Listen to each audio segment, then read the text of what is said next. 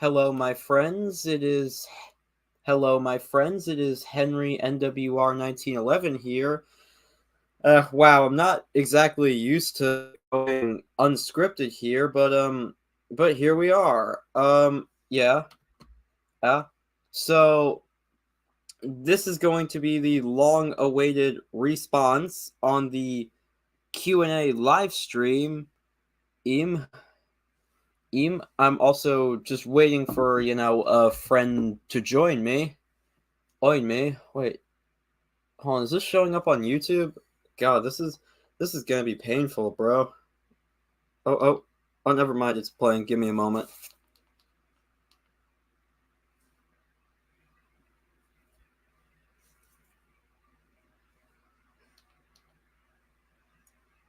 Hello, my friends. Okay, I was just checking. Here. So here we are. Our yeah. So I'm just waiting for a friend to join me. That friend is Percy Fan 98. We're just going to do some fun stuff right now. I'm going to just casually go on Twitter and just say, hey, I'm going live now. Oh. Oh. But anyways, if any of y'all are watching, just want to ask how your day's been, cause I got nothing right now. Ow, but at 7, Evan, we are like officially going, and like this stream begins as soon as Percy Fan joins. That's like we're never going back. Okay. Hey. So I'm going to duck off camera and show one of my low-key new favorite pieces of Thomas merchandise, 2003 Playrail Henry. Oh, okay, who's this one viewer? Oh, yep. I think I forgot to... give me a moment.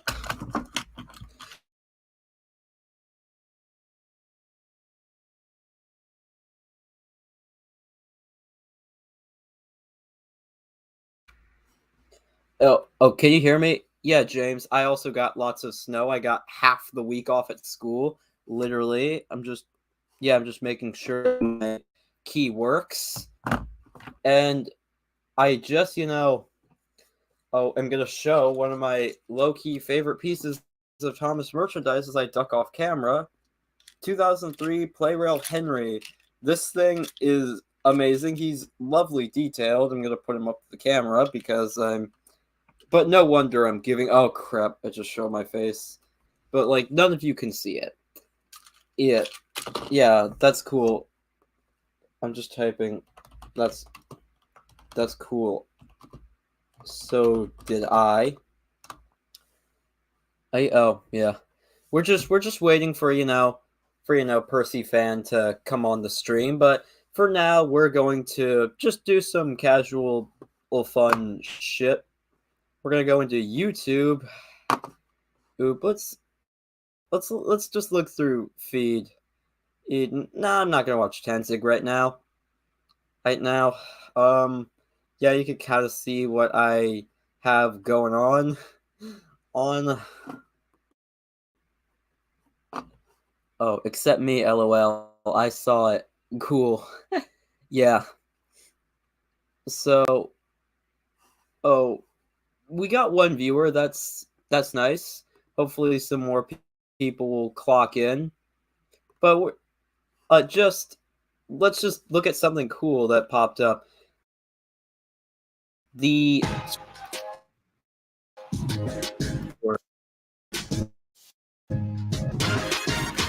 I'm just audio.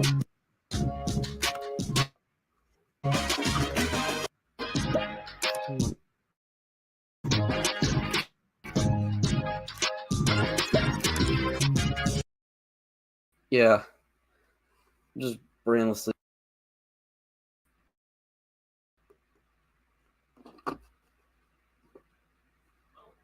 Can you hear the audio? Can you hear the audio, dude?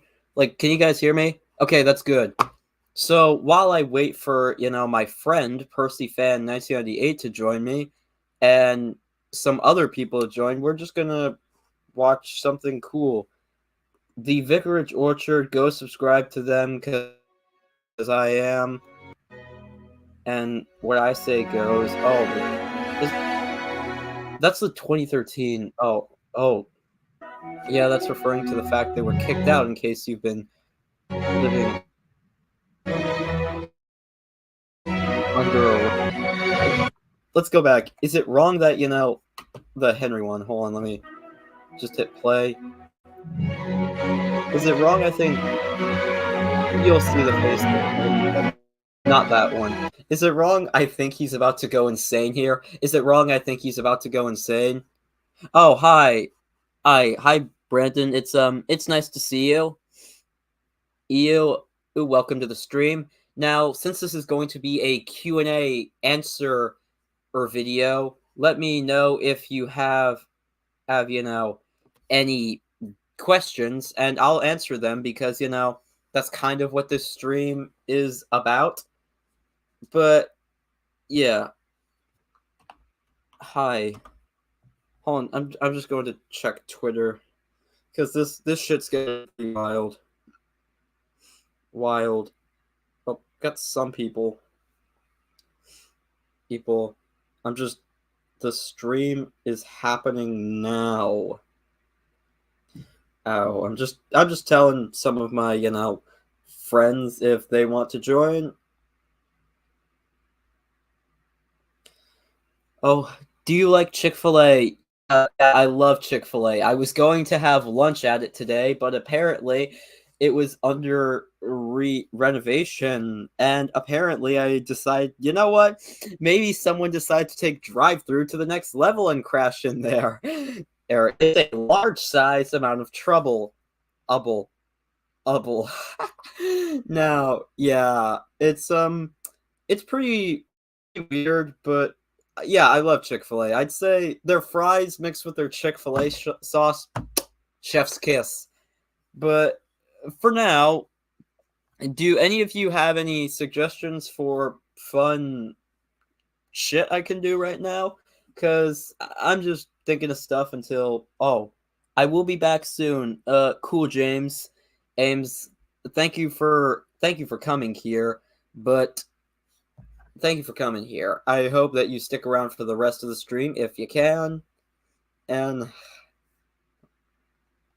the stream's happening. I'm just making sure to, I'll make people aware of it on Twitter. I got two viewers right now. That's not terrible. Terrible. Oh god. We only got one viewer. We've been going for like 8 minutes, but let's just see what he...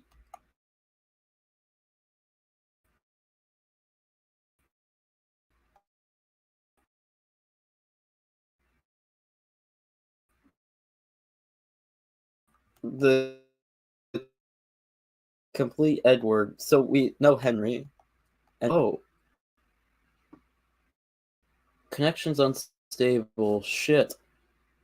Is Henry your favorite character? If the username was anything to come by, yeah, of course he is. Like, of course he is. That's why I named my channel after him. That's why I'm in the process of creating a bloody shrine dedicated to him. You can't love Henry that much and, not have a Thomas channel dedicated to him. Okay.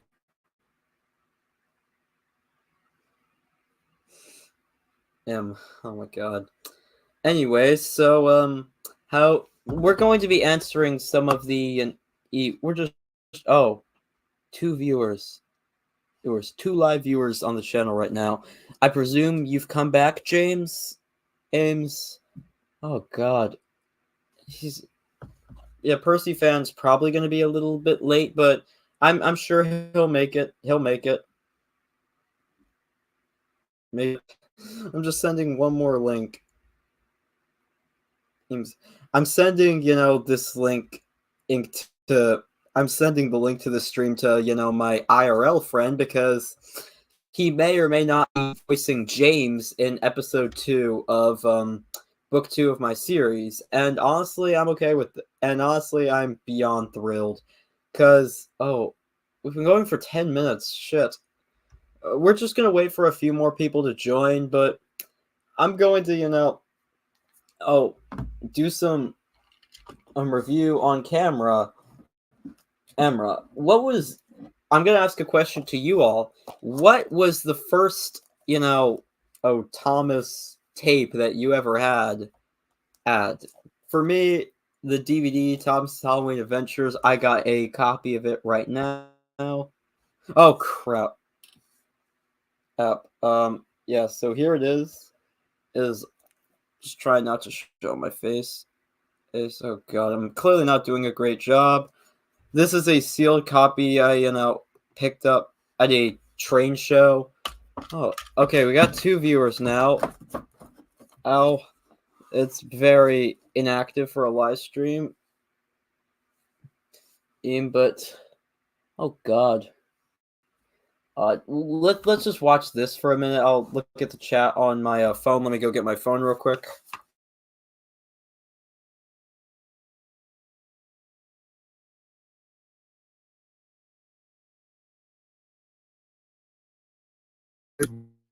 And sure enough,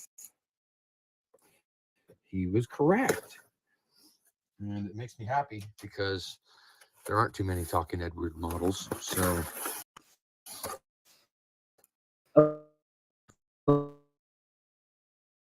there to be a second variation shape.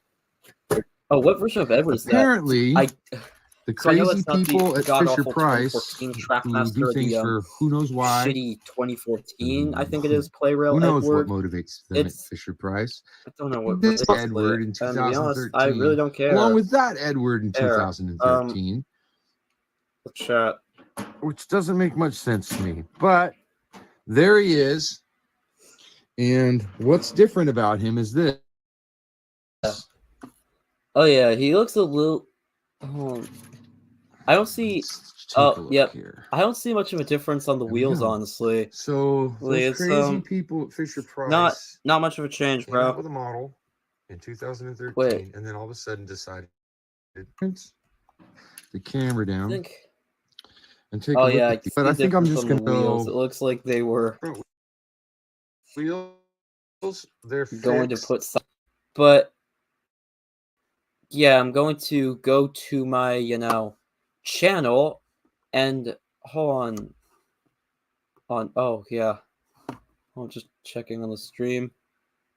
We haven't gotten a couple messages in a good minute. This stream will pick up soon. So I suppose y'all know what the point of this was, answering Q&A questions. Well, I'm scrolling back to the Q&A video from, I think, almost 6 months ago. God, time flies. And you can see me just playing one of my episodes in the background without a particular care in the world. And I'm just going to answer my, questions right now. So, Citric Isle Productions asks, when I reach a fair sub point and make money off YouTube, what would I like to upgrade? Probably I might, get better camera equipment, and I don't know, maybe just go for like a complete Thomas Wooden episode style setup where I build little sets with like backdrops of skies and everything. Stuff like that. That's kind of what I want to go for. And definitely get, more characters to use in my series, because the more variety, the better. Question 2, what do I think of Thomas now? I think All Engines Go is complete and utter trash, and I don't know if I've talked about it, but if I have, then that's that. But what do I think will happen after All Engines Go ends? I think, honestly, I don't see E. Thomas continuing after All Engines Go, unless that Mark Forster movie is, really, really good. I can't see it happening. I just can't. And ooh, this is an interesting one. On Feral Legat Master asks, How would you? Sorry if I got that pronunciation wrong, by the way. How would you make a Thomas series? Who would be my main character? Or just the same ones as the show? Where would my key location be? I guess Tidmouth Station, because I really like Tidmouth. Tidmouth, the big one from season 2. What part of the series will I base it off? Evidently, the season 2 version. Who wouldn't be in the series? The Logging Locos, who is a former main character that wouldn't be in this series. Nia and Rebecca. I need to stop saying I'm gonna take a shot next. What medium series be? If anyone remembers the old picture back books, from Richard Courtney that he drew, those classics from like Monster Under the Shed, Railway Rhymes, Thomas Gets a Snow, Thomasaurus Rex. That would be my style of drawing, like 2D animation, but they clearly have weight and it's realistic somewhat. This one is interesting. In Julian Noder Velociraptor. Again, I apologize if I pronounce that wrong. What are my top 5 favorite characters? My top 5 favorite characters would be going from 1 to 5, with 1 being my all-time favorite, would be Henry, James, George, Bill and Ben, and Daisy. Favorite Henry episode, The Flying Ipper. Who saw that one coming? If you're a Henry fan, you love The Flying Kipper. The Adventure Begins, or Season 1. For every aspect except Henry's characterization, the Adventure Begins. Ends. If I were to rewrite an episode from Season 1 to 7, what would I choose? I have a ton of contenders. Definitely I'd rewrite Middle Engine to maybe I have Sir Todd Matt just say to Percy instead of I'm disappointed in you. In you. Ooh, he goes like Percy, I know it wasn't your fault that you ended up on the loading ramp, but I'd like you to shut trucks in the yard. And then, Percy visits the smelters. He turns Arian Burton to middle engines, then saves James, because I do like the ending bit of learning to be a middle engine. I'd probably rewrite Rusty Saves the Day. That's a complex rewrite. For some shit like that where it's evidently just beyond fixing, I probably have to have that be about the Mid-Sodor Railway and how the manager closed only the Mountain Road ode, and have it be about Duke, Stewart, and Falcon. But those are just some things. Least favorite season, any of the Blubba seasons, all suck. Like the Miller era sucks ass too, but that's just sucks ass. As for Blubba, it more than blows ass. It's like sucking out the whole colon here. Yo, bro, sorry for the incredibly late comment. Also, thank you for mentioning me. Here's some questions. How long have you liked Thomas? Since I was young. 2. Are you planning on making a collab with other users?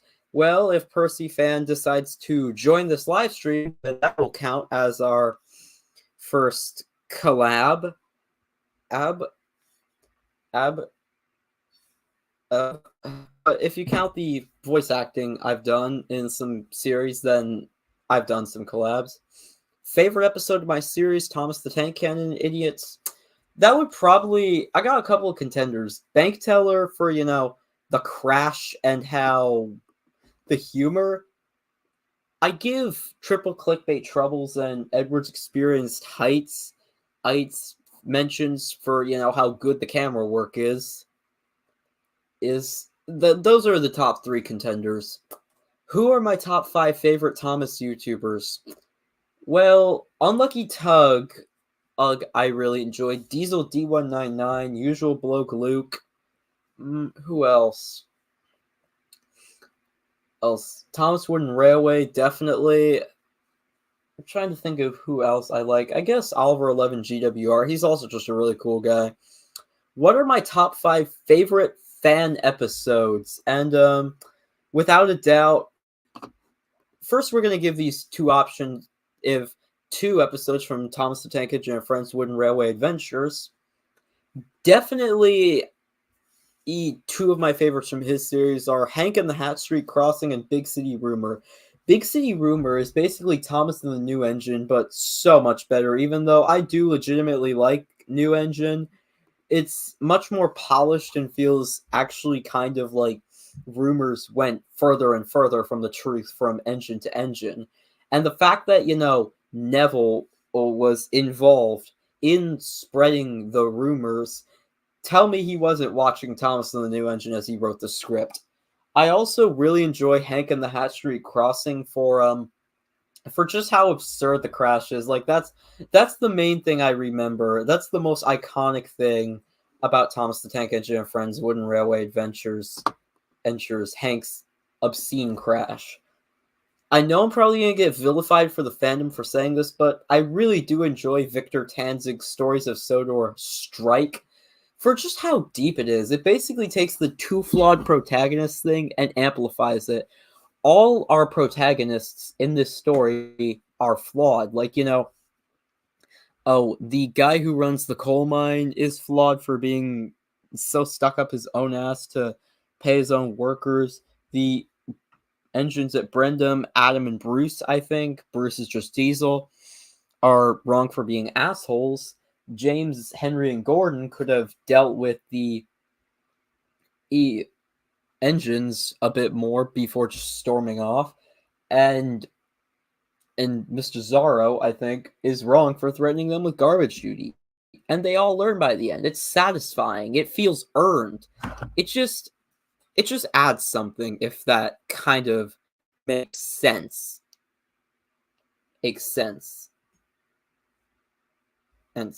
Oh, I got a message from Percy Fan, and it's okay, man. Better late than never. Ever. But yeah, we got fucking around for a bit. I've kind of continued with oh, I got a notification. Nice thumbnail. Oh, one of my friends joined out. We kind of went down to 1 viewer, but that, who cares? Anyways, Ace, what else was I gonna say? For my next choice, and again, these top 5 favorite episodes aren't in any particular order. I'm just saying 5 Thomas fan episodes that I like.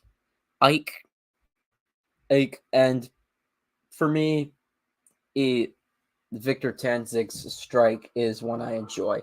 Next up, we have Thomas Whenever 2, Henry 3's Painful Memories.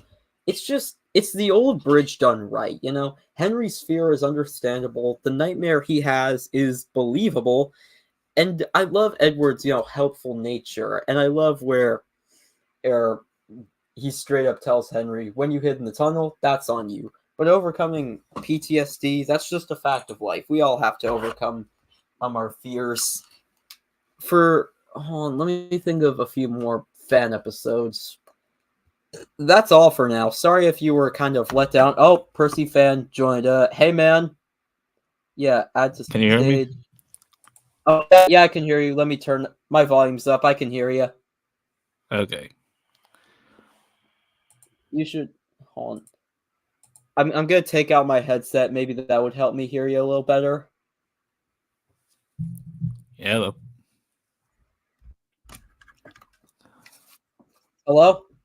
Hello? Oh, now I can hear you really good. Give me a moment to just go turn off my fan. Why did I have that shit on? Fan, I need a heater. It's raining outside. It's snowing where I am in Maryland. We literally had about half this week off from school. Oh, wow. And nice. And today was supposed to be a half day, but I got all my work done for A days and B days, so nothing of value was lost. Oh, marvelous. Levels seem to be good. Yeah. The thing's not giving me the option to check my mic setup, so I have no idea how I sound. You sound pretty good right now. Like, really clear. Excellent. Yeah. Anyways, so I'm just answering some questions from the Q&A, clearly. Oh, my IRL friend who knows about my channel just joined. He says, we went to school for a grand total of 1.5 days. Yeah, it's pathetic. And, oh god. And you remember how I've been chatting with you in DMs about that Snatcher thing? I suppose. Well, apparently my teacher said he's going to write down all the little quirks I need to know about the Snatcher so I can disprove them. And I'm not going to leave class again. I'm above that kind of trash. I just use common sense and logic to prove my facts.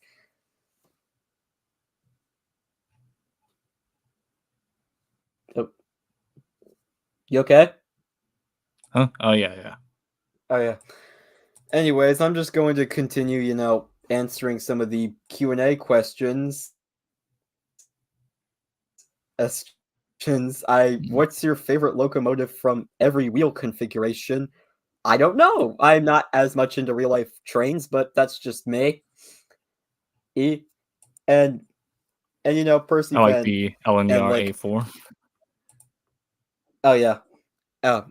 I'm answering this question. What got you into Thomas? You can answer this too if you want, Percy. What got you into Thomas? When I was 3 years old, my grandmother on my father's side was at the toy store when she noticed all the parents fussing around the Thomas aisle. And that's essentially how it started with the wooden railway items. Oh, okay. Yeah. And I also got she also got me Friends Help Out, though it was mislabeled as Get Along, and 10 Years of Thomas. Yeah. Oh, yeah. And if I remember correctly, I also remember you talking on Twitter about how one of the memories you had was getting a wooden Daisy when she wasn't in the show at that time. No, the kids were getting Daisy. Yeah. On that particular, I think they must have. You know how there's the Daisy ink label tape. Oh, I yeah. have to assume it was either that or Thomas Meets the Queen that was fresh out at the time, because I knew of the character Daisy, but I thought to myself, why are all the kids fussing around this? I guess maybe they just weren't as fortunate as you to have seen it, to knew who she was. Or I have no idea what was going on through my head, but it was just that weird connection that sticks out in my head. Yeah.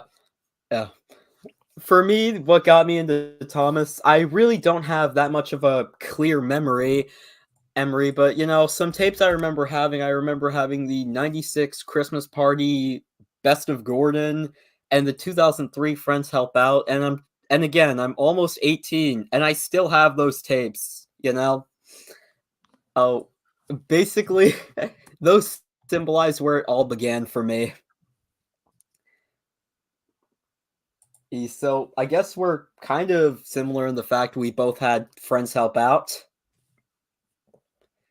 And apparently, this guy, oh, my audio's still going, wants to ask me where I was on the night of December 18th, 2018 at 7 p.m.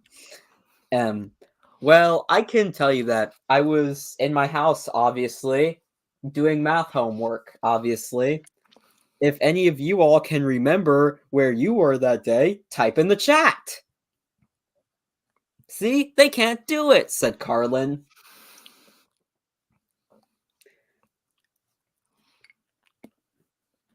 And I'm gonna just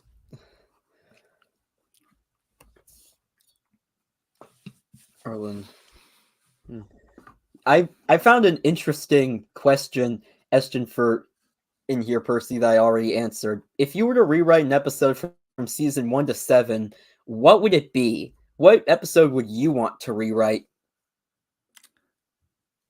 I think I know the answer. You're asking a singular episode? Yeah, just one episode. I think I know what it is. Oh, God. Okay, here's the problem. It could be any number one of my all-time worst from each of the non-Audrey seasons. Oh my god, I just hate them with a burning passion. If I had to rewrite one that I think is the most urgent to be rewritten, it would probably be Gordon and the Gremlin. Interesting. Ooh, It's just so boring. I have no idea what anybody was thinking with that script. It's got good inspiration, but it's like, where was the story with this? It was terrible. It was so boring that I didn't even realize until Tug said, "Oh, Gordon and the Gremlins, the worst episode." And I thought to myself, like, wait a minute. Yeah, I agree. I knew it was bad, but I forgot how bad it was. Yeah, I remember Tug saying it was bad. For me, I just thought that was kind of a dull premise that didn't go anywhere, but I remember him saying something like, "Oh, it would have made a bit more sense if the gremlin climbed into Gordon's cabin." The driver was like, "Oh, well, so I guess you did have a gremlin after all." Absolutely, because the concept is in the title. It's like, okay, but the gremlin doesn't play any role with Gordon. Like, Gordon and this dog gremlin are completely separate in the story. Yeah. They should have just called it The Gremlin or something Control-Alt-Paste-esque. Season 5 is so strange, in my opinion. Like, it's like some of the stories are really good and inspired, but then some of the others are just completely without substance. Or without realism and are just... It's a season I love and I hate it all at the same time. It's like, I love it, but it's like, oh my god, like, what are some of these stories? Like, Britt Allcroft, what are you thinking? David Mitton, what are you thinking? Who approved these? Well, we do have to remember that it was specifically made to kind of help Magic Railroad, so it's kind of understandable that they were trying to go edgy. Yes. Yeah, but for me, it's like it makes those bad, weaker stories seem very questionable, like, in how underwhelming they are. Like, Gordon and the Gremlin, I don't see how that helps Magic Railroad in any way, shape, or form. Exactly. I mean, a human character, maybe, but it's like, his mother didn't even talk in that episode. She has more character in the CGI era. Stuff like Cranky Bugs, Duncan gets spooked. I can see how that helps Magic Railroad. It's like, what were you thinking with Gremlin? Like, that one specifically just makes me frustrated. Yeah. While I understand, why you hate Rusty and the Boulder, even if I love it, it is kind of, I can see how that would help Magic Railroad with the insane stunts and action sequences. Stuff like that. It's a controversial story, but... Yeah, self-contained, it's impressive just from like a practical effects standpoint. Story-wise, I'm kind of iffy on it. Yeah, that's kind of the thing. If there was like a ranking in terms of like model work and practical effects, then season 5 would win easily. In stories, I got nothing. Story-wise, I said that I would probably Go on. I said that I was thinking of rewriting Rusty Saves the Day from season 6. It's beyond fixing. So no, I think we talked about this on Twitter before. I would erase it from canon. Yeah, I think like even the show doesn't even think it's canon. It is so tonally different from everything in season 6. I'm convinced it was made by an AI. There's no way this script was an actual thing. Yeah, are we? You know what? I'm gonna go into ChatGPT right now and actually try and write a story like that. Just say, write a story about Thomas the Tank Engine saving the broken Skarloey Railway. Or maybe I'll do that later and I can just... I'm not sure if I've ever posited this before, but I'm convinced that it was like David Mitton must have like read the Tally Flynn survival story, and thought, okay, how can we transfer this over to Thomas? And somehow writer Paul Larson churned this out, or if what Brian Truman has said is true, then technically somehow the Ghislaine, some editor at Ghislaine edited this story into the schlop that it is now. It's like, how did this even turn out? It's like, it is so bizarre. Yeah. Like, Sir Topham Hatt is a blunt, I do love the Ghislaine era, but he would never close he's about preservation. Yeah, he's about like preservation. This man preserves Why would he close down an entire railway? The logic made no sense. I mean, And even on the top of opening that, line makes no sense. I mean, Rusty is a quarry diesel. Did you not watch season 4? he's a maintenance diesel. There's a clear distinction here. I have a potential theory about Rusty Saves the Day. This might blow some people's minds. What if it takes place in the Magic Railroad universe? What if this is how the Skarloey Railway is in that universe? I actually thought that when I watched it as a kid, because, you know, it is, after all, taking place after Magic Railroad came out. Not in timeline, but, like, chronologically. So it's like, that was my first thought. But then I realized that I still stand by, you know, that belief, you know, that it's set in the Magic Railroad universe. Someone's asking if he can join the stream. Give me a minute. I'm just typing in Twitter and trying to send him the link. To this day, I still huff copium and just claim Rusty Saves the Day is in the Magic Railroad canon. That's the hill I am willing to die on. The stream's still going.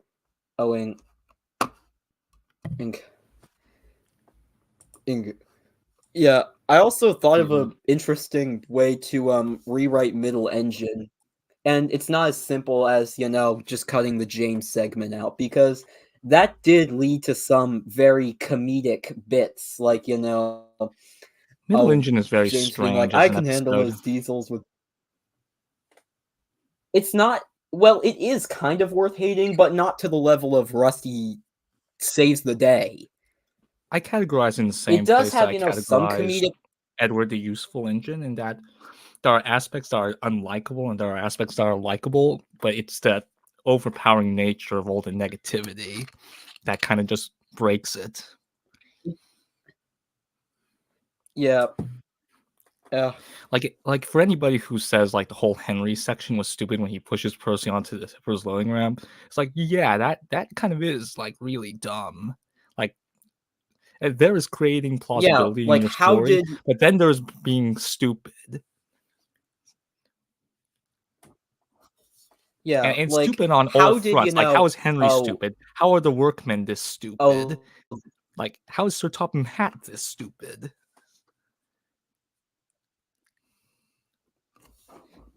Yeah, and on top of that, how did, you know, it clearly showed Percy chained to the ramp. Does it just like automatically just hook up, I guess? Yeah, even I noticed that at some point. I was just like, wait a minute, like, you actively did this. You actively this. He wasn't clamped from the sides. He had a chain clamped onto him. Yeah, as to how he went up, I suppose that the person running the ramp was just a blind fool. Yeah, either that or it was intended to be like, have you ever seen real life footage of like a grain unloader? Unfortunately not.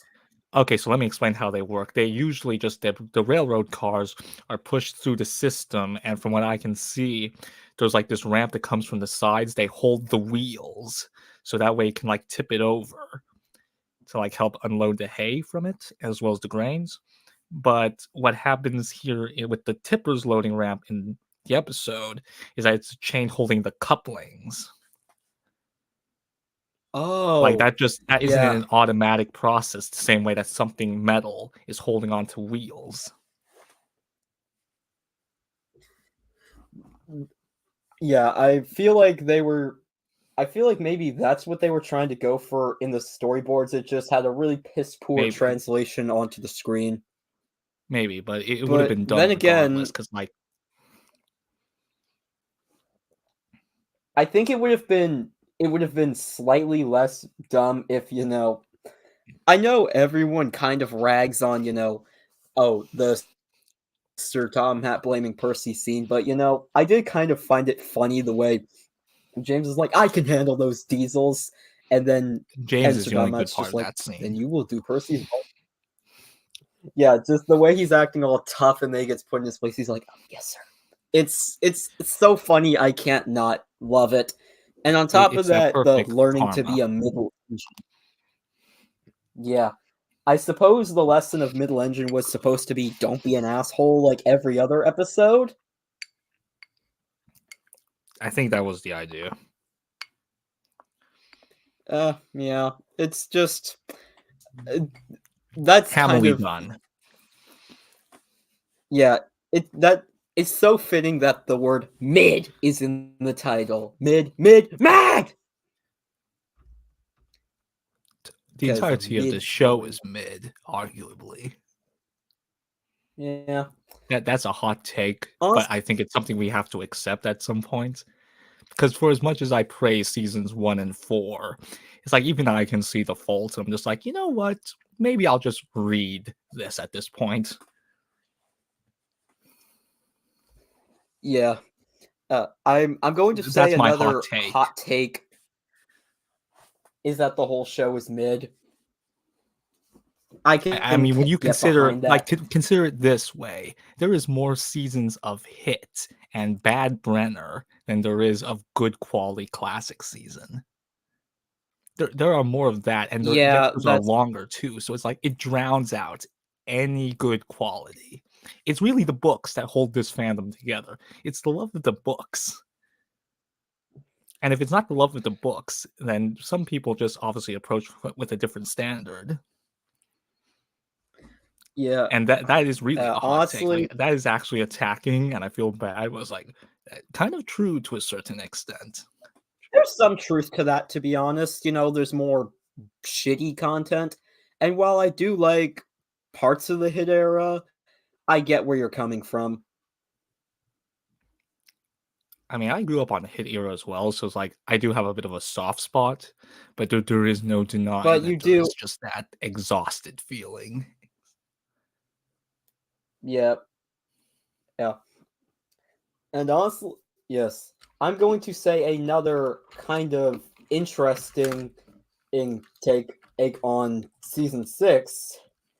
It's just trying to think of another season 6 episode that's what do you find any episodes in season 6 that you think are kind of unrealistic, but at the same time there are just certain elements you like about them that just bring it to like mid? Geez, I mean, here's the thing: all of season 6 is mid. Well, okay, that's a bit of an exaggeration.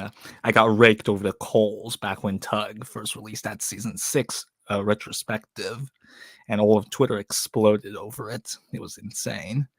But episodes that are like that, I mean, that are kind of even the worst episodes, unrealistic but enjoyable. Toby and the had a little lamb is one of them, and maybe to a certain extent Jack Frost as well, because coal is not what we light a station fireplace with. But it's like I can work with that episode. I can live with it, and I can live with Rosie's Chocolate Crunch. Yeah, I'd say for me that is not being kind too of ridiculous. episode.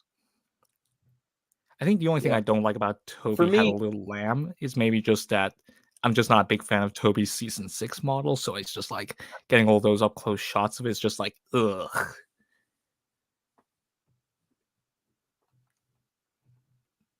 Yeah, for me, an episode I find unrealistic but enjoyable. This might be a bit of a shock. It's only snow. I'll give you a minute to recover.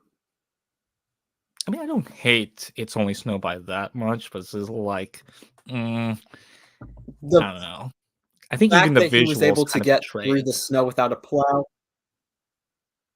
Yeah, the fact that, the snow pile Thomas first gets stuck in is the same level as the Railway Series Terrence incident, and how that was enough to stick him in place, but this wasn't. Yeah, that's kind of asinine. As a kid, I did find it a little cool, but there was that. I think even back then, there was a still small part of me that was going like, "Wait a flipping minute, that's not how this works." The things you notice the more you grow up. You know what I mean? Oh, hold on. Oh. So, we're just going to take a moment. We'll be back in a few moments.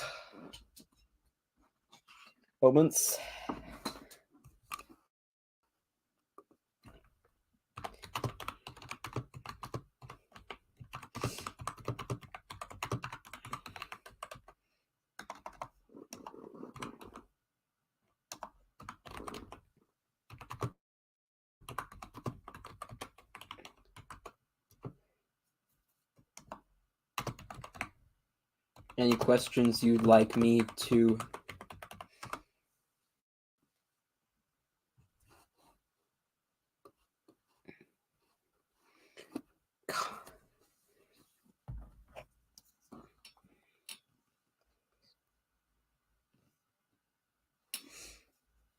But we've got a surprise guest who may or may not be coming in. He's backstage in a few... as a surprise. Oh, shit. Anyways, we're going to be taking a look at something interesting, since we answered all the Q&A questions. We're going to do some surface level trivia. We're going to actually just play some rips of the US DVD games because oh shit, is the stream still going? Yep, the stream's still going. Owing Steamies and Diesel's game. We're just gonna, play some of the US DVD games. Well, not play them, more react to them, because some of these games contain some absolutely wild shit. Hold on, if this shit will load, bro. Okay, I'm back. Mailman was at the door.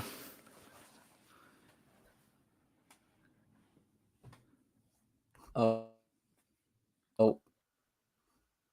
I'm just gonna... For once, a package person was actually intelligent and put the package into a plastic bag.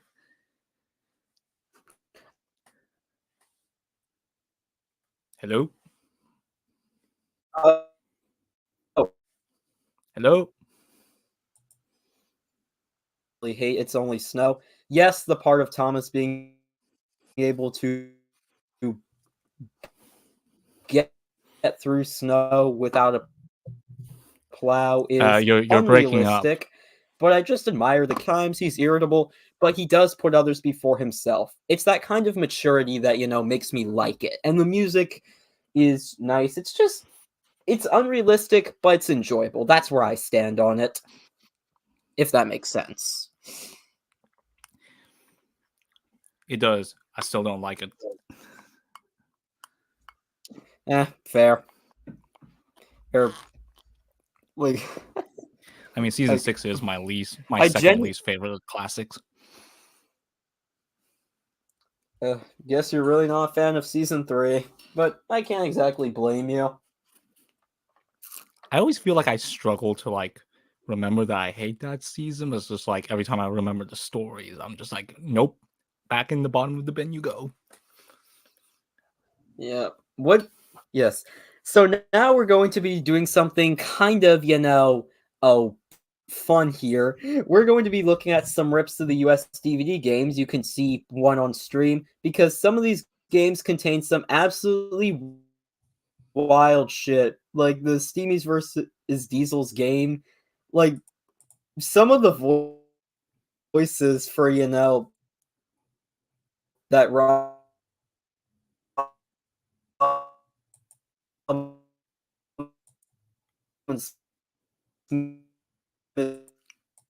gives these characters are just pretty weird. Like, listen to...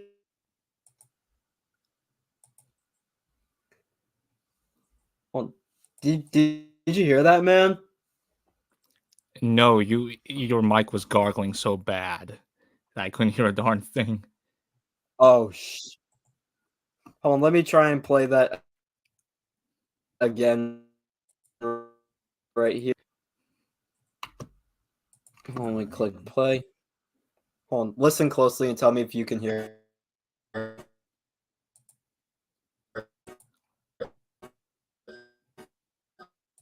Good luck. Aye.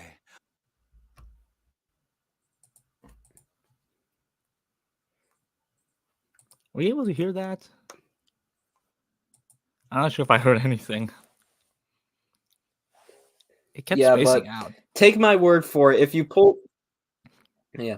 but take my word for it. If you pull up this game, a rip of this game, Daisy sounds like a bloody serial killer.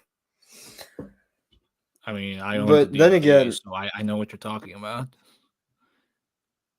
Yeah, and I think you can tell the very obvious error in this game of Steamies and Diesels, where Spencer get it over with is listed as a Diesel. Wait, what? Oh wow! Like everybody doesn't know that who grew up with this. I'll just put the captions on. So yeah, he goes like, "I have a horn instead of a whistle, so I am a Diesel." What the fuck? How old was I when this came out? 7. I almost 8? wonder. 7-year-old me was always just so confused by that. As soon as I got that question wrong, I thought to myself, "Wait, say psych? What? I mean, are you kidding me?" I mean, he kind of has a bit of a boxy shape, so I kind of see how they would get that. Maybe the sound design was also weird because in just from looking 8, at he has that whirring sound.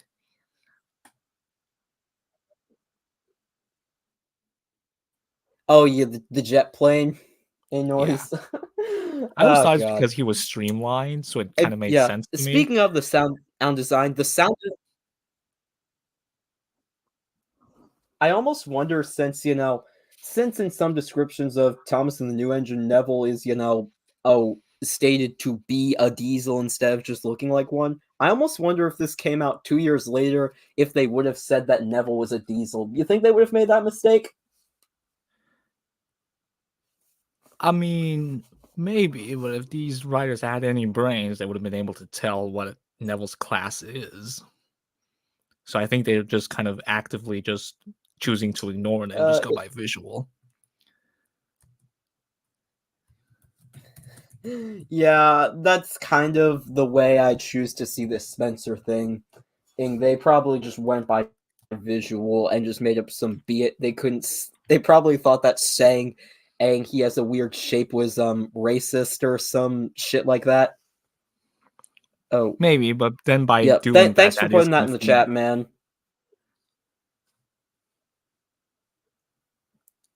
Yeah, it's just because I'm not sure if it's like my feedback that's wrong. Yeah.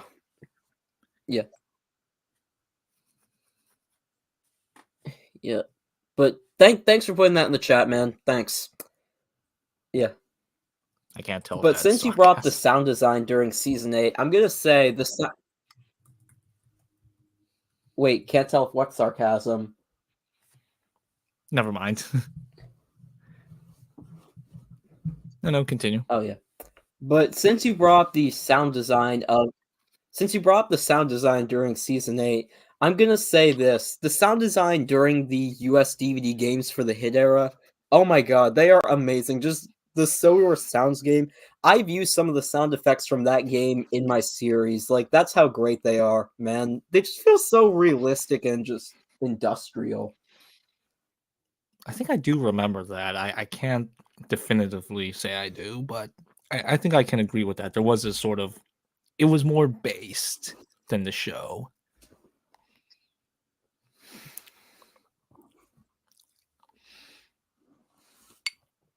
It's just like, I remember hearing, a sound effect of like Percy chuffing in that game, and I'm like, that sounds kind of American for some reason, and it's a British show. Well, it is an American DVD. Just catches me off guard. Well, actually, now that you brought that up, there is a version of what's her Agatha Christie's famous Murder on the Orient Express. There is a TV adaptation of it that uses an American horn on a Class 47 Diesel. So that shouldn't be too surprising. These UK editors just getting sounds wrong. Oh.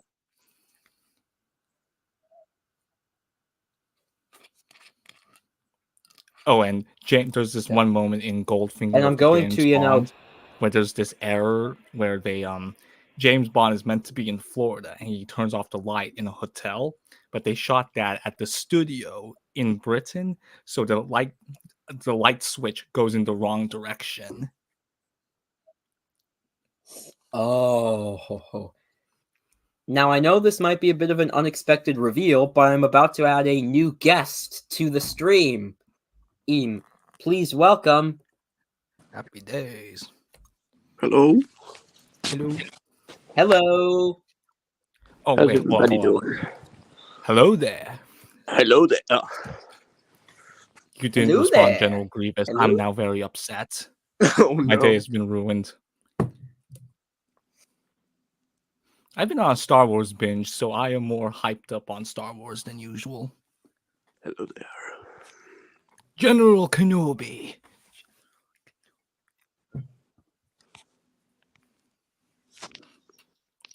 You know, George Lucas is the most hilariously provocative director and producer ever. He'll just piss off every fan by showing up to a convention, and he'll wear something that says Greedo shot first, which will piss off all the original trilogy theatrical release stands. And then he'll also do something like wear a shirt that wears criticism of the first movie. Oh, yeah. Did that make sense to anybody, or am I just a nerd? You're just a nerd there. Sorry. Yeah. It's fine.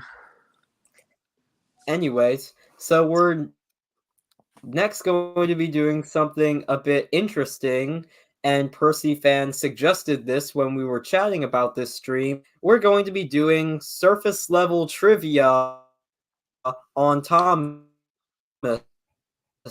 to test your knowledge. I cannot believe you went verbatim with my words. So, Are you guys ready for this? Okay. I always suggested it to suggest the intermediate level. I'm probably gonna suck. I'm gonna suck at this. So, here we go. This is like the most piss easy, Thomas trivia ever. So, let's just take the piss out of this. Oh boy! Whoa! I dropped my mic. Y'all ready? I'm very ready. Yeah. This. Ask that myself. Who am I in life, and who do I want to be? That's a good question. Oh, who are we? Really? Who am I? The stream's going a bit chaotic. Oh shit. A. B.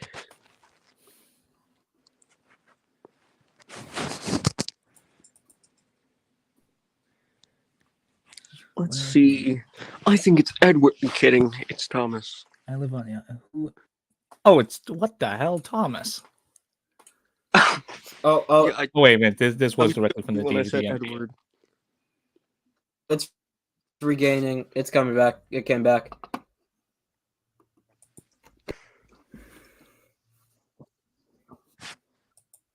I wish there was a way I could see this better on my screen. It's B, Thomas. It's B. No, it's Henry. Yeah. Yeah, but it's Henry's my boy Henry. In the tunnel. Henry's my. I'm kidding. He never came out. I'm actually going to say there are dumbasses who actually believe that. Like, I am convinced they have to be trolling. They have to be actively this stupid. They have to be trolling. It's only likely. I remember reading some article where someone says they read the wiki and learned about the fact Henry led a strike, nearly was scrapped due to having special coal problems. No, he just was a failed engine. And somehow they were unable to make the connection Henry got out of the tunnel. Like, what the fuck? Like every YouTube short I watch about it, oh my gosh, it's so cringe. Yeah. Overused format. It's just sad how many people. Yeah. Anyways, so now we've established that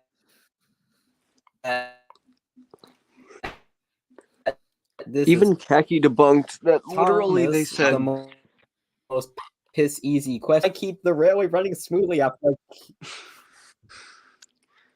Hey, look, here he is, Sir Topham. Sir Topham Fat. I mean, if you're in the UK, you call him the Fat Controller, so I'll be stubborn and call him the Fat Controller. I can't blame you. This did come from the early years where they used the UK dub, so can't blame you too much. I just love that. Anchor Bay must have just realized how shitty that US dub was. I'm like, thank you. I'll take it. The earliers did get some piss poor reviews on Amazon for calling him the Fat Controller. Yeah, because apparently people are sensitive. Like, you can't call people fat. Shut up. I can call people fat if I want to. Here's the thing. Yeah, the Fat Controller was...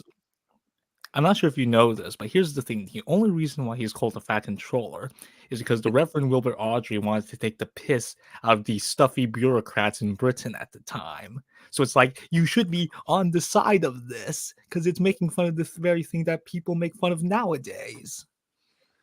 Yep. So it's like, you have no ground to complain on. But oh no, society has pivoted so much that now it is like, okay. Yeah. Yeah. And society also gets offended by every little thing you say. Yeah. People now have but if you're very thin skin. Yeah. Very thick we're not skulls. going to go into that. Yeah. Let's continue on with this game where we just take the piss. Yay! Hooray! I am.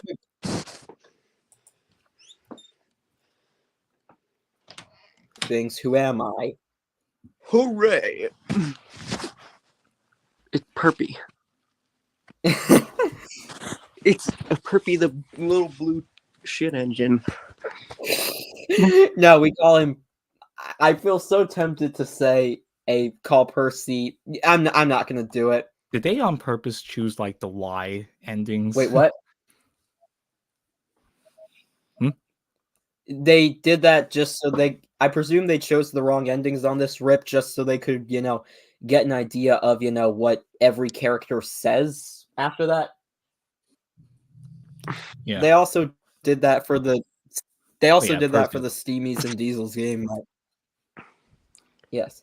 Anyway, I am often teased by the other engines. This is Trevor the Traction Engine. I'm kidding. It's Terrence. Why? But he wasn't introduced in season 1. Fucking idiot. It's Terrence the Tractor who was plowing in the field one day, and he said, "Well, no, wait, never mind." Thomas once saw Terrence the Tractor plowing in a field one day, and he said, "My oh my, you do look ugly." Or as he's called in Trampy movie, Tyler. I just love the fact that I forget the name of this Twitter user, but he's a really popular reviewer, and he captioned that and he said, "Damn, Thomas has no chill." It's like, yeah, that's him. That's him, all right. It's Tommy the Choo-Choo and loses his voice in other stories. Oh God! So we know it's Terrence. We established that.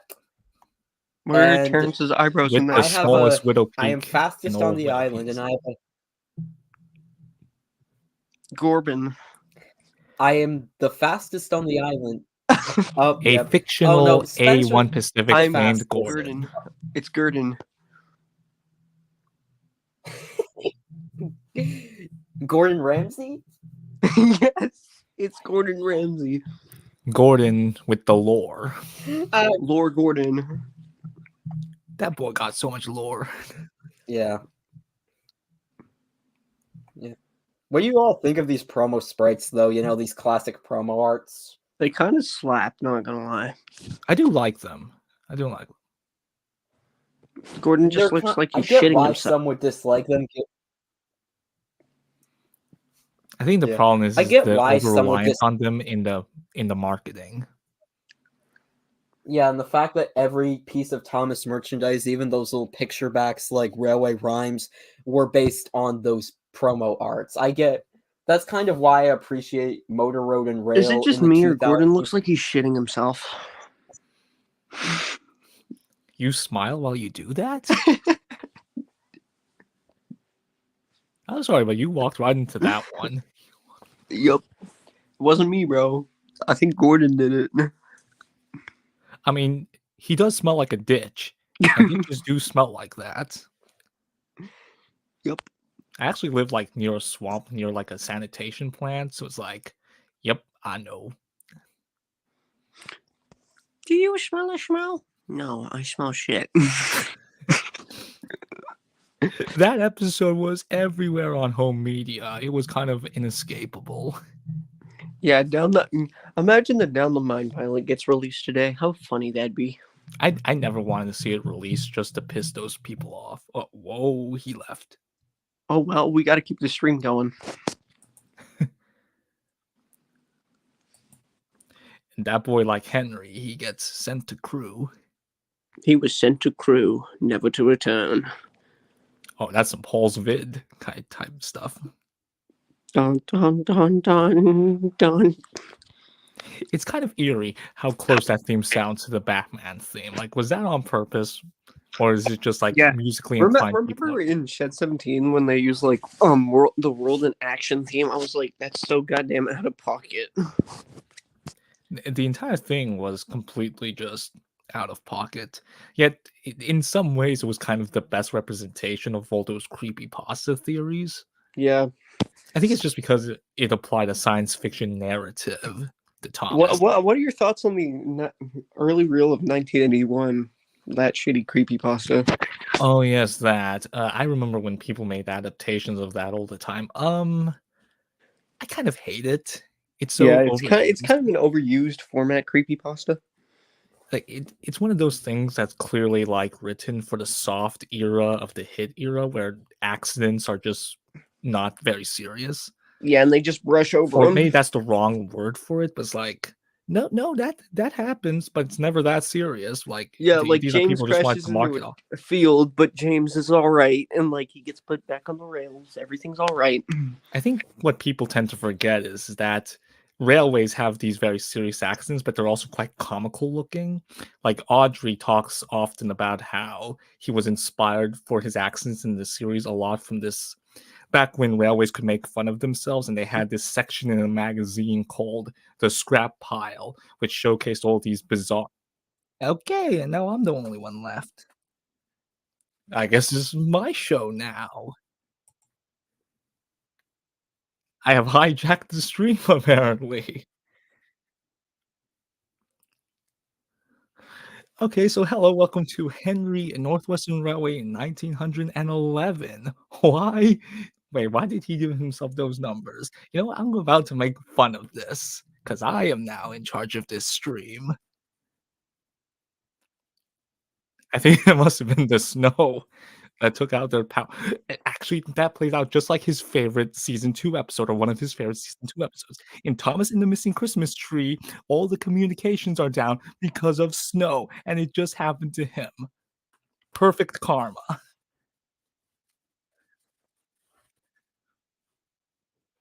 Ah, shoot, now I'm host. Okay, what can I do to alleviate? I suppose I'll turn on my cam. 1 second.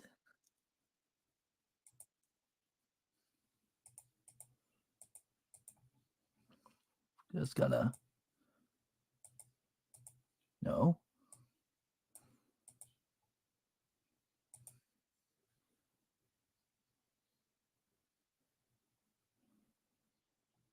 Oh, here we go.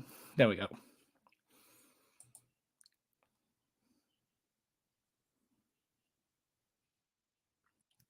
Okay, I have now hijacked the stream, apparently.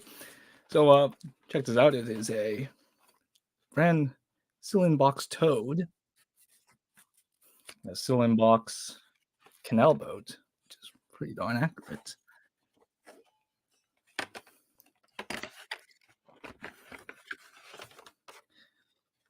With the full-on logo, which is, of course, is the accurate, true version, not this Thomas and Friends stuff. That is lame. That is bad.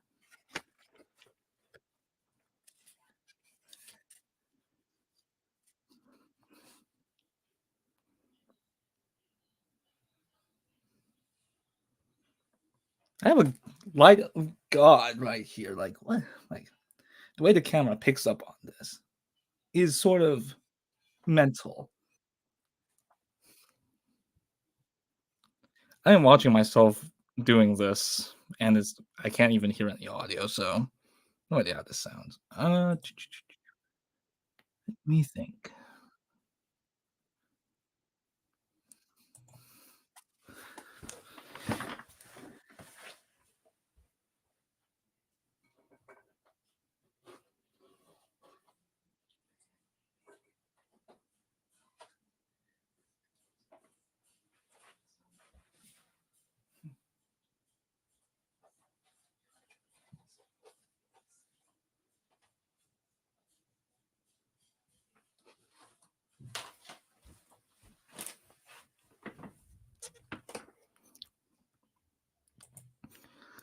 All right, so since this channel is sort of known as the home media, let's talk a bit about home media.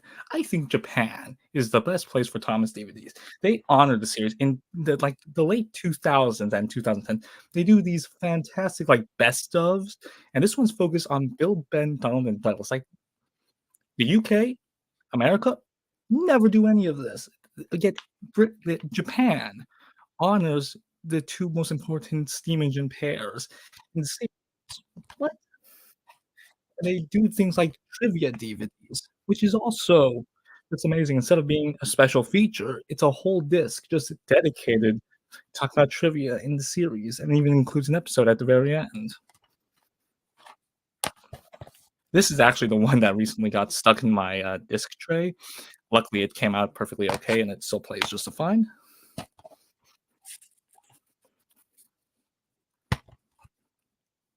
And then Japan honored 65 years of the series, whereas we got the greatest stories here in America. This one was actually just talking about railway series stories with new narration, which again is just, the significantly better way to talk about the series. Instead of this hit entertainment stuff with stuff like Scarlet Storms Through on the disc. It's just like, what? Like, that isn't what the fans want at 65 years since the railway series. And of course, they have the classic series, which is just 6 focused episodes. Pretty fantastic. I actually didn't even realize I got this one in the lot that I got. And some pretty amazing choices. And I'm blocked by this price tag. None of these are the original cases. When I got these from Japan, they actually only came out in sleeves, so I actually had to buy these cases myself.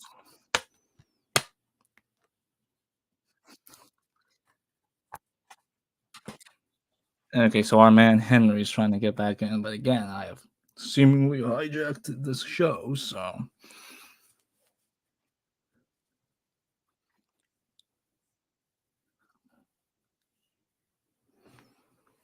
Yeah, so apparently I have to hold the fort down. Shoot, what can we do? I was not expecting to. I knew I was going to be in a host role, but let's see. You want to know a good franchise that's good at the whole marketing, better than Thomas? Pokemon. Pokemon does all these fantastic special commission art pieces, and it's all different and unique. Okay, unlike Thomas, same kind of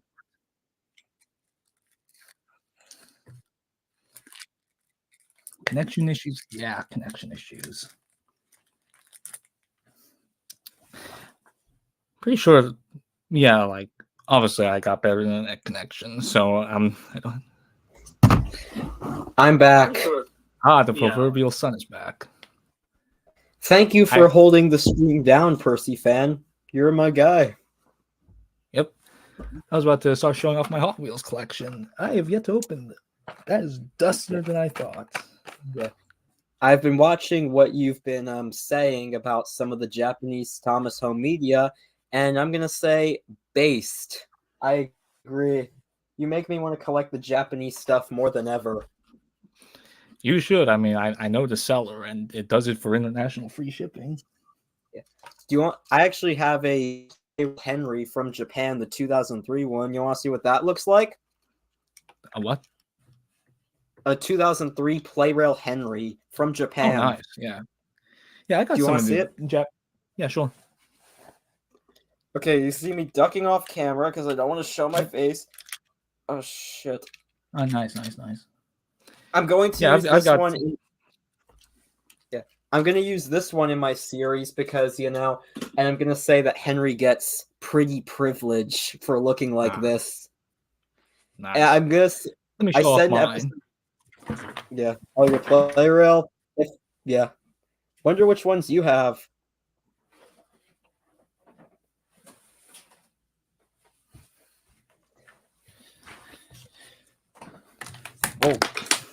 Oh, shit.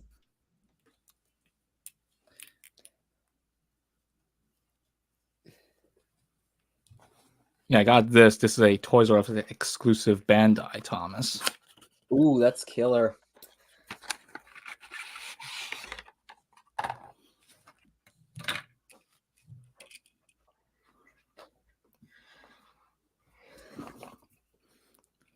That looks pretty cool. Yeah. I also got the 60th anniversary Henry from 2005. Still new in box. I think I moved it into storage, but I also have like the Oigawa Preservation Railway James, the Tomica one.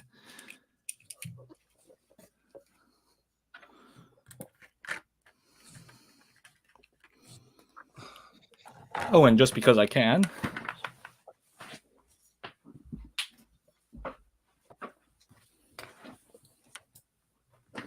I also have this Japan little pamphlet book about the capsule play rails.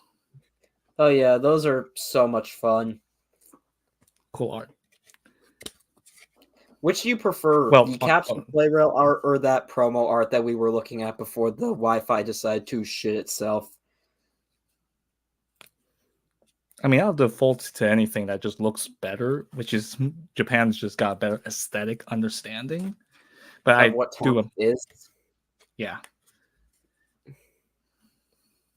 Yeah. I'm just looking at the. Yeah, this guy was a Toys R Us exclusive. I just happened to chance upon it on eBay. I have the unboxing video. Rip-Off Productions. Hey. Yeah. Next time we do a stream like this. Oh, he left. Yeah, but next time Dane left. But next time we do a stream like this, I don't think it would be, good to, go onto like YouTube like that because the Wi-Fi decided to really fuck up. Yeah. You heard me making the Thomas and the Missing Christmas Tree pun, right? Oh yeah, I heard that. I appreciate the parallel, Done in by your own favorite stories concept. You want to know what the 1911 thing in my name actually means? Fire. Okay, so at first I just intended it to be, because that's the year Wilbur Audrey was born, if I remember correctly. But then and then I decided to, just kind of imply it's like how there's a gun called the 1911? I think so. That's kind of what I'm going for, just because my series is basically comedic violence. Got that Robert McGee strategy. Yeah. Within Railway Reviews, he had all sorts of always making weapons jokes. Yeah, I still remember his James Goes Buzz set review where he's like, when he gets the tape, he's making it all sinister. Where it's like, why is the Strand VCI logo so out there? Why is it so scary? Yeah, I started looking back on that, and I thought to myself, "That's a little over the top." Like, I get it; it's a weird logo, but it's not that serious. The Strand home logo, that's just that was just yikes. Yeah, I prefer the Video Treasures logo. It's just so calming. My personal favorite is the 2003 Anchor Bay version. But that's only just because it has that. This might be a very bad opinion, but I like the Ghislaine one. The silent one? Yeah. I don't blame you. I grew up on that one. Visually, it's very pleasing. I grew up on that one too. And I always found it like comforting. Yeah. I could just kind of fall asleep to it. Like it's just a little motif. It's very sweet. Is it wrong I made a parody of the Ghislaine on my main channel called Injustice Entertainment? Because I don't think so. I'm not really offended by much. You know how there's like a bird in the middle? The bird, I use it as a joke for the middle finger, like it's saying F you in the sense of there's no justice in this world. There's no justice. There never was. I tell you, I have a really strange sense of humor. Me too. I've noticed. But the entire internet has noticed. Yeah. This is not good. Yeah, I'm going to ask you guys a question. So you know how I've gone on about my extended legacy in school of leaving class early? Have either of you two ever done such a thing? Yep. No, I was always a good headaches, which I actually translate into I'm feeling sick and I want to go home. Fuck this. Yeah, I remember one point last year in sophomore year, I just left class and two kids out of their own free will decided to follow me. And then when I ducked into a bathroom down the hall, they ran off on their own. And when a teacher asked them where their pass was, do you want to guess what one of them said? Henry has it. You have it. No, the kid said, up my ass. And in front of the teacher's husband, too. Add that to the list. That's crazy. And apparently everyone and then when we eventually just went back to class, the teacher just said, you can go, Henry. And apparently some people actually think it was my fault they got caught. Huh. Bro's the genius. Well, wait a minute. Crime, bro. That's just the high school syntax. Literally, they willfully followed me in cutting class. I didn't tell them to mouth off to a teacher. Bro, the one thing I'd be doing is just telling them kind of fuck off. Fair enough. Yeah. And I also apparently parallel the episode Jack Frost to the story of this really childish the Thomas episode, Jack Frost, to a really childish teacher that I had. The best snow episode in that season. Oh, yeah, the snow is fucking brutal.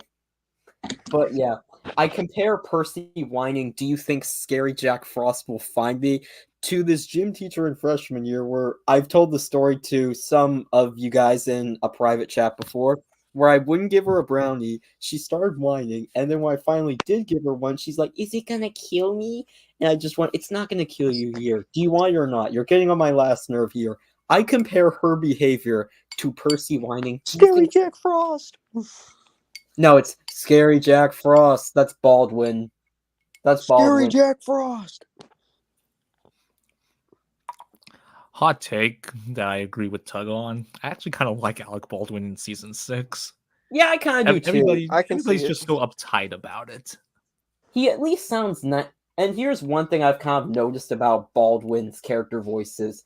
People say you have to give Brandon props for at least trying, but they'll still go and criticize. Yeah, Baldwin and Brandon still literally is in touch with the show and literally talks to everybody on Twitter. It's kind of a good feeling, you know? My take is that all the narrators are good. Like, I don't get this distinction thing we have to go do. Fair take there. Except for the Ringo Starr US version. But that's not his fault. That's whoever decided to be cheap and just do single line redos. Yeah.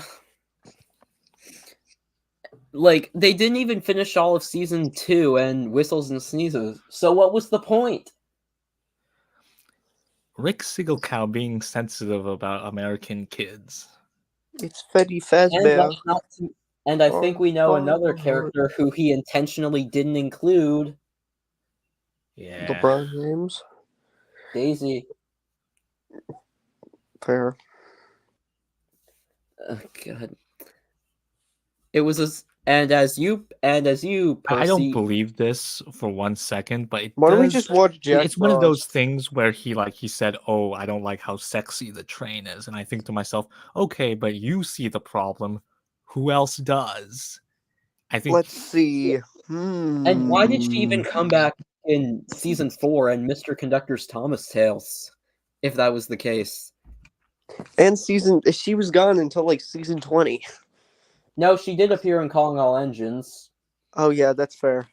But I'm gonna excuse that. Because she didn't say Abigail anything. Grant, like she the didn't really policy say anything, in the so, team was that because of Daisy, there was a no makeup policy. There was this one. So she kind of hated her. There was this one DVD as a kid that I watched a lot as a kid. It's one where Thomas pulls like red coaches and he says, "I don't like using these because they bum too much" or something like that. I fucking don't remember it, but Thomas Saves the Day, I believe the episode. Yeah, I think it's that one. It's like it's great to be an engine or something like that. No, that was on Soda Celebration. Oh yeah, I remember watching Soda Celebrations. I barely remember it. Yeah. Considering that season 8 turns 20 this year, I think I'm about finally completing the collection by finally obtaining track stars. That's the only one I'm missing. That's my favorite Hit Era release. You go for it, man. What's the most mid Hit Era episode? That's just kind of just the entire era. Yeah. Unquestionably. At least it isn't up and away, bro. I mean, up and away is technically Hit Era, but it is CGI, so there is that distinction. I guess it is the Miller era, and it is the most ass episode I ever watched. I was like, as a kid, I'm like, I just resent watching this episode because it's adolescent so when those episodes were coming out. Apathy was just setting in after a number of years. Seasons 14 and 15 are easily the roughest ones. Season 13 was just jarring. But by 14 and 15, it's like, okay, we're exhausted. 16? I can actually do a good impression of Percy in the Nitrogen era. Season 16 is kind of strange because it did feel like the series was starting to course correct a little bit. But by then, it was like too little too late. But then season 17 came along and just blew my mind. It blew everyone's mind. It's like, has Thomas returned to form? Only for a short while. Yep. Like at that time, My Little Pony was still like the newest show. Knock on the door. I became a brony around that time because I thought to myself, Thomas cannot be saved at this point. We have endured 3 seasons of absolute crap. I'm done with Thomas. And then Andrew Brenner comes along and I'm like, hallelujah, we're saved. Yeah. Andrew Brenner kind of carried the series. Then he left. Yeah. Michael White sort of held it together, but things outside of his control just couldn't. Mattel became the overarching superpower. Yeah. Mattel simultaneously was Thomas's savior, yet worst enemy. Yeah. The marketing in Mattel is the worst one that Thomas has ever experienced. Yeah, and then we got this stupid ass reboot that we don't talk about here. And now all the Thomas fans who weren't bronies at the time have now turned into Bluey fans. But it's like, okay, that makes sense. Yeah, bro, Take Play was a good line. Do y'all want to hear my impression of Nitrogen, Percy, and Thomas from this Up, Up, and Away script. I'm going to try this. Oh, no. Okay. Might as well. We're going to push and pull this big balloon through that tunnel. It sounds like you're smoking on helium. Kill me now. Okay. Hello, I'm Thomas. I'm here to kill your family. I'm sure my whistle isn't wonky. I must race to Farmer McColl's. I must hurry. I must go quickly to the country show. Hurry to the country show. Tell your Sounds more like Diesel. Don't be slow. Oh boy, I can't wait to kill someone. I'm sure my whistle isn't wonky. I'll just race to Farmer McColl's. He blew his wonky whistle out. I want you all to know that I am this close to offing myself just remembering this. Just remembering the fact that your friend did an impression of... What would happen if just being reminded of that episode of that acting? I remember when Thomas got separate voice actors, and I thought to myself, "Oh, okay, that's kind of cool." But then all the content around it was just, oh my god! What if Thomas was owned by Hasbro instead? I think they would treat it a bit better, or better yet, what if Thomas went public domain? Oh no! Well, I mean, oh god, no! No, I think we'll all be alive by the time it's in the public domain. Well, it kind of is. But at the same time, the time, Railway series must. I think it has to be like mid 90s, like 95, because that's how old Steamboat Willie is. It's just, if Thomas was public domain, we'd probably get, like a Winnie the Pooh Blood and Honey-esque thing. I guarantee. Oh, absolutely! Like I guarantee that all the horror people are just raring and ready. The fandom wouldn't watch them. Years of creepypasta has been too damaging. Public domain. I guarantee the creepypastas by outsiders, they would probably make Thomas even more shit on than a gas station toilet. I'll say this, I prefer Scary Thomas to like Child Thomas. Because at least horror kind of like works.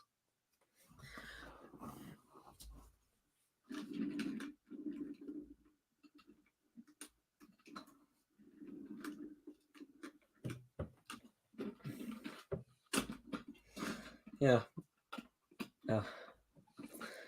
I came up with another question, Eston. Eston, I'm trying to think of I'm trying to think of an interesting question to ask y'all about Magic Railroad. Would you say that, he left. Would you say that Magic Railroad changed Thomas for like the good or the better? Or for the worse, I meant. That's this is probably not the answer you want, but I do think it's a little strangely nuanced. I read this take on the Soda Island forums, which says that technically Thomas and the Magic Railroad didn't derail the series because there were multiple points where Thomas's fate were changed for circumstances beyond that movie's influence, like Andrew Brenner temporarily saved the show for several years. But I will say that I do think that, okay, it is directly Railroad's fault, but Railroad causing Britt Allcroft to leave her own company and relabel it to Ghislaine, I think definitely was a significant start of the slippery slope. It was a very long slippery slope, but I think the financial repercussions from that movie and the popularity it brought with the wrong impression, as well as just being a bad movie, kind of definitely didn't do Thomas's legacy many favors. It didn't immediately do significant damage, but it was kind of in that realm of just, okay, like this series is clearly for entertaining little kids. If you've ever read IMDb, the reviews at the time in 2000 compared Thomas to being better than Pokemon at the time, which is a pretty out-of-pocket take in my opinion, being a Pokemon fan myself. But it's like, it did sort of indicate to me that there was a large population. I don't know if specifically in America or if this applied to UK as well or Europe, but it did start to indicate to me that from a public perspective, Thomas was just something to keep the kid occupied and down on his bum or whatever. So it wasn't sort of like smart or whatever. it was seen as something to like It did hold the bring it to, drooling like kid in place. So it kind Yeah. of it depends on the perspective, in my opinion, but I think its impact can be 50-50. It was good and bad at the same time.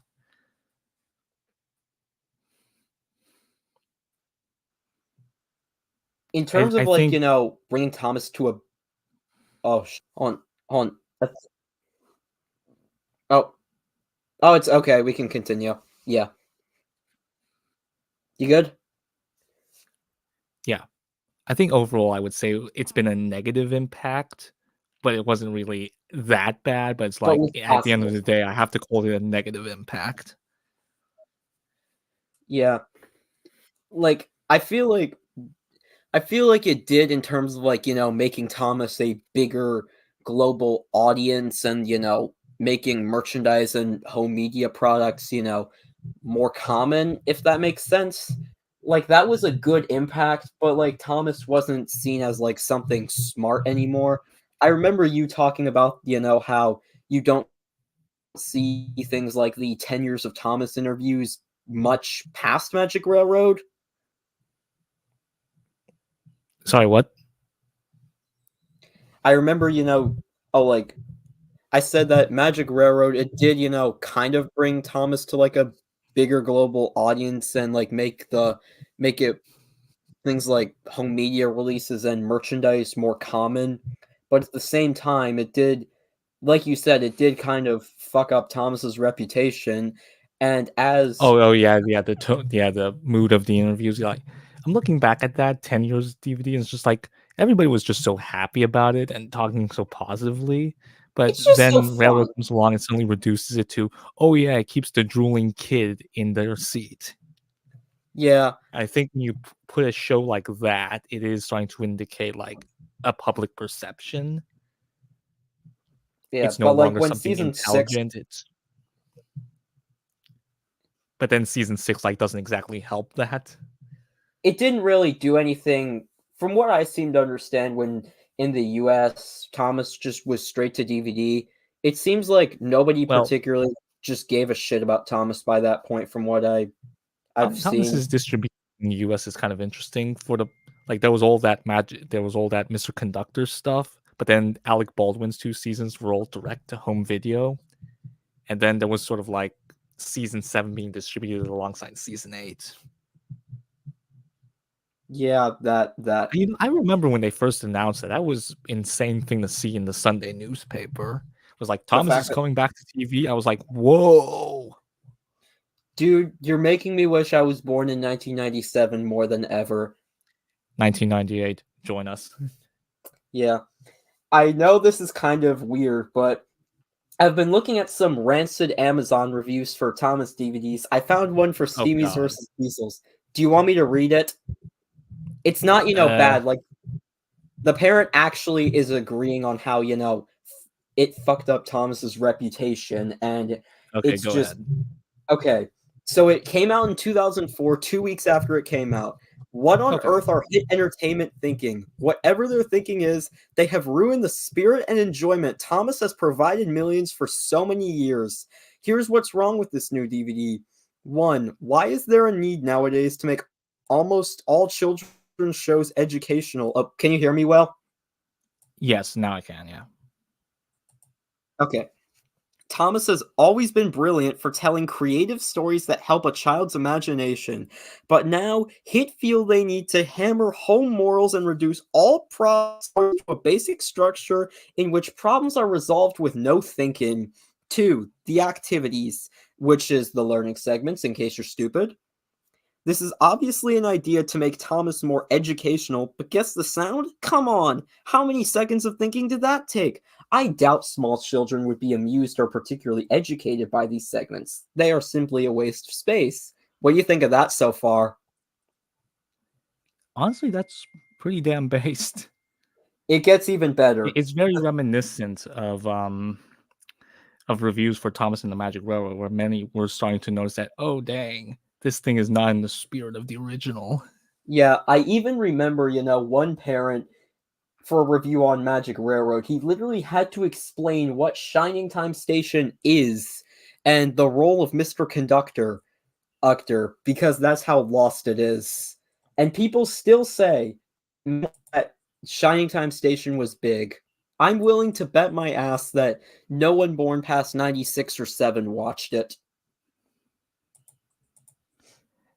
Honestly, it's just straight up cap to think that Shine Time Station was big. Thomas was always the bigger part. I mean, the fact that Shine Time Station was canceled and Thomas continued on with Mr. Conductor's Tales, I think, should be indicated and indicative enough as it is. Yeah. Can I continue the review now? Sure, I've already lost enough brain cells.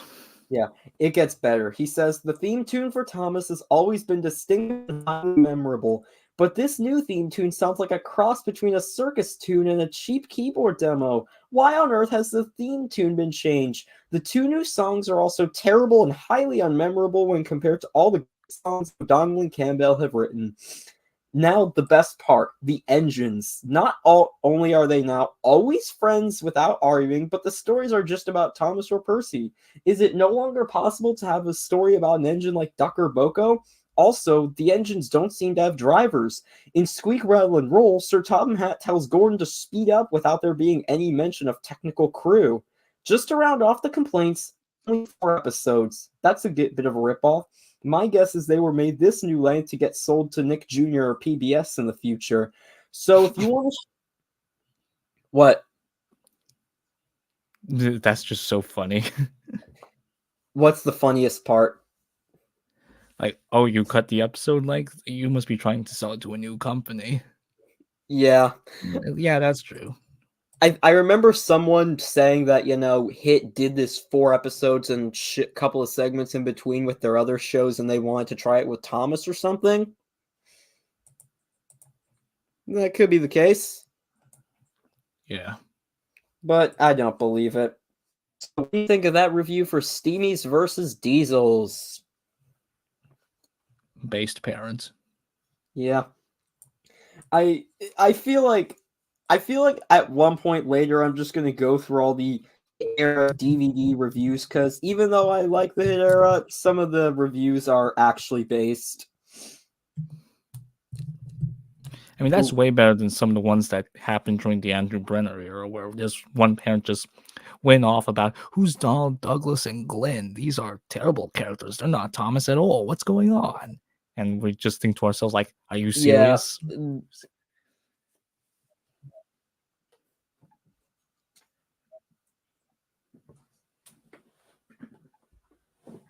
Yeah. Yeah. I feel like even... Yeah. There are 3... Oh, are you okay? Yeah. To be honest, when it comes to, reviews about Thomas, there's 3 types of people. One is viewers like us who, have brains, Would you consider me as having a brain, though? Yes. Yeah. Thanks, man. There's Karens, we know those, who apparently say that Henry died in the tunnel. He did not. Yep. And then there's people like that parent we just reviewed who, actually understand what Thomas is. It's just... That's how Thomas is perceived outside of, the parents who are just the general public who just goes, oh, Thomas is just another thing to hold the kids down. It's just weird, There's been a significant loss of intelligence. Yeah. It's kind of like talking about Star Wars and you only see it as like pure science fiction, like in that sort of goofy Buck Rogers type of way. It's just like, are you kidding me? It's much deeper than that.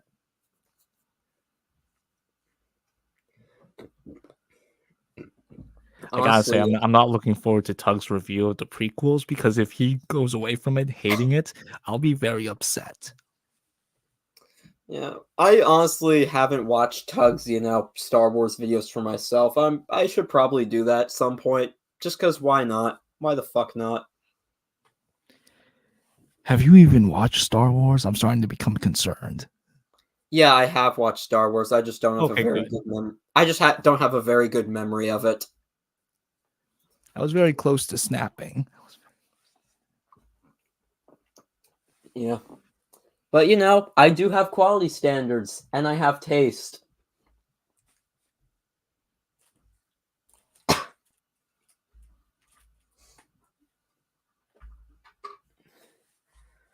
Oh god. I'm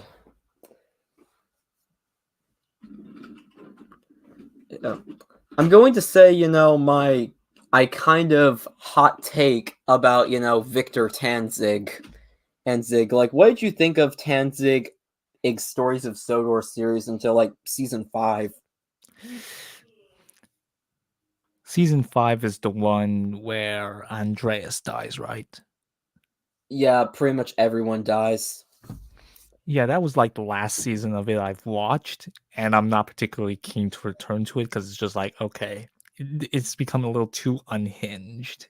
Yeah, I feel like with season 5 of Stories of Sodor, Victor decided to just put everything to the test, just see how far he could take it.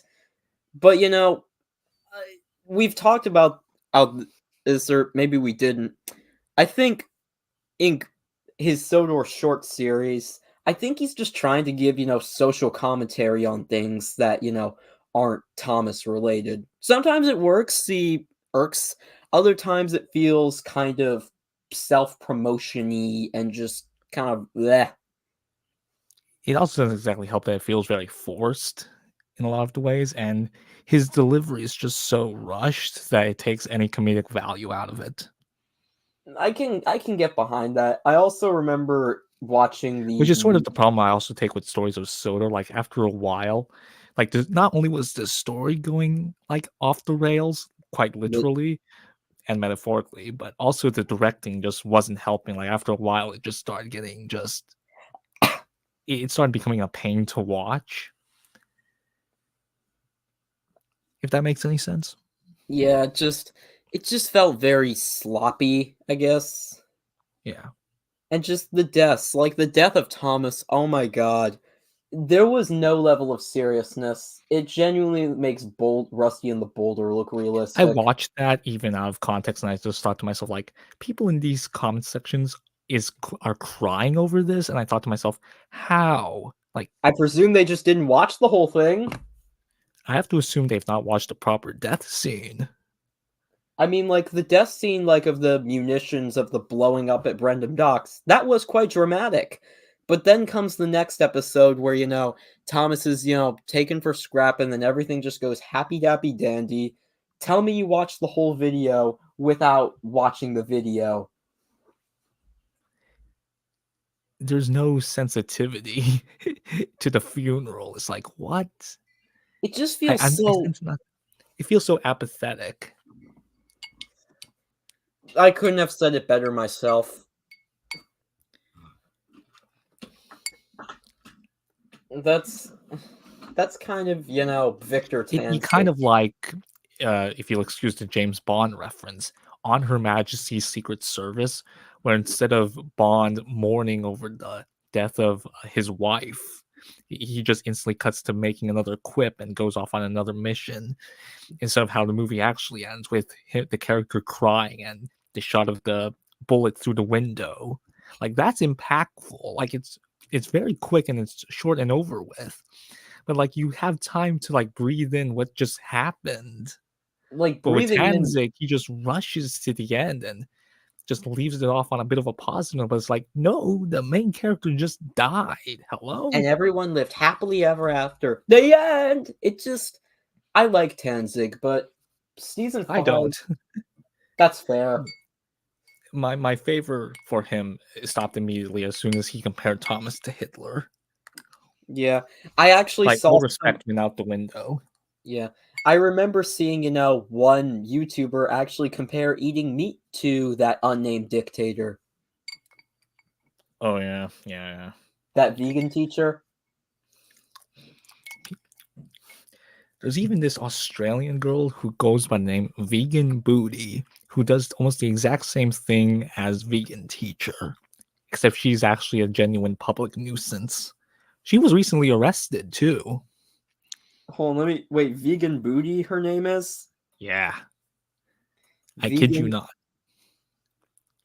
The arrested one. Oh! I see. I see the. I looked it up on YouTube, and the first thing I got, everyone was just smiling about it. Oh yeah, because they're all happy about it. Ooh. Apparently, someone's asking me about another YouTuber, Just Gooby, who should be banned on. And exposing the truth. How did this stream attract this? Exactly, that's what I'm asking. Well, why don't they go to my main channel where I send? I know who that YouTuber is. He makes Roblox content or made. Yeah, honestly, never heard of this Just Gooby. Yeah, he played Roblox Jailbreak with another YouTuber. I saw this and recommended. How? Bruh. Words fail me right now. Oh god. Yeah. Sir, if you didn't already fail the Riz, I think this has failed the Riz. Yeah. But yeah, yes, I do know I know who Gooby is. He made Roblox Jailbreak videos with a childhood nostalgic YouTuber, Napkin Nate. Apparently, there was some shit. Oh, I subbed. Thank you, Exposing the Truth. If you can you promote my channel? Hold on. I'm looking up Just Gooby. I'm going to see what it says about him. Okay, shit. I'm going to take a shot. Exposing the Truth, promoting me. Even better, Origin. Okay, what's his content? I don't care. Ooh, his allegations. He lied about his age to get away with manipulating, grooming, scamming. Oh, what do I know about Napkin Nate? I know that apparently he got arrested for, getting into a violent fight with his mother, even though he's a grown adult, and his mother apparently asked the judge to drop his sentence because she didn't want to see her son in jail. Who can blame him, honestly? And yeah, that's why I know about Nate. He was arrested. He doesn't upload anymore. He might never upload again because he's trying to improve on his health. As for Just Gooby, apparently it says on the Just Gooby exposed. Hold on. Gooby tried to justify pedophilia and many victims who were underaged. Gooby's current moderators. Yeah, this live stream recommended me. I was just watching Gooby videos. Yeah. This stream turned oddly serious, wouldn't you say, man? Not really. Man, I turn on the news and that's just enough to just pull me out of reality. So whenever I'm not watching the news, I expect not to encounter this shit. But yeah, it got oddly serious. I'm gonna see one more thing about Gooby to you, Exposing the Truth. Apparently, Just Gooby asked one of his Discord moderators if he could sue someone named Validate because his face was printed on a wanted poster. And Gooby apparently says people are blaming me and for Nate quitting. No.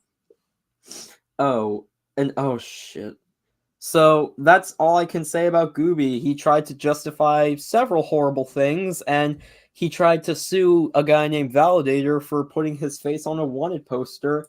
And apparently, there's not much to him about him and Nate splitting up. Oh, Lincoln Fudge. A wanted poster, you say? Apparently, I can explain what the reference is there, Percy. So the joke is that, he and I helped him with his film for film appreciation class. I was in it, and I got my face put on a wanted poster for saying shit about his favorite Roblox game. Huh.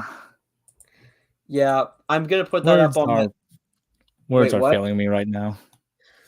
Yeah, this stream just turned oddly weird in the last few minutes. This reminds me of like Mr. Lego Man 86's recent stream on Tuesday where it oddly turned to politics. Yeah.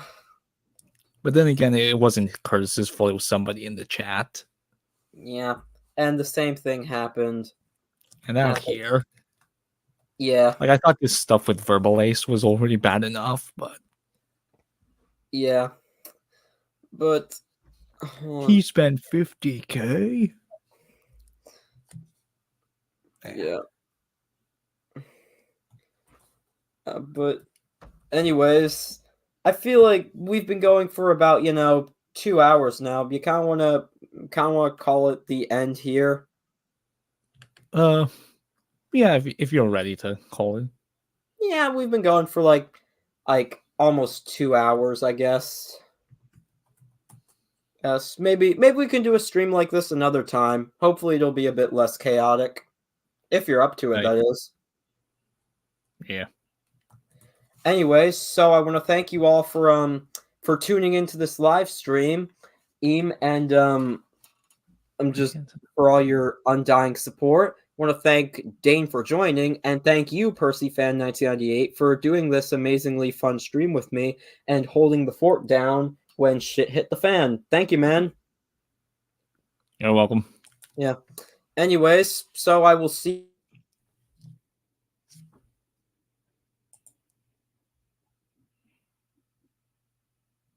Did his audio cut again? Oh, yeah, my audio kind of. See you later, man. I'll see you guys later.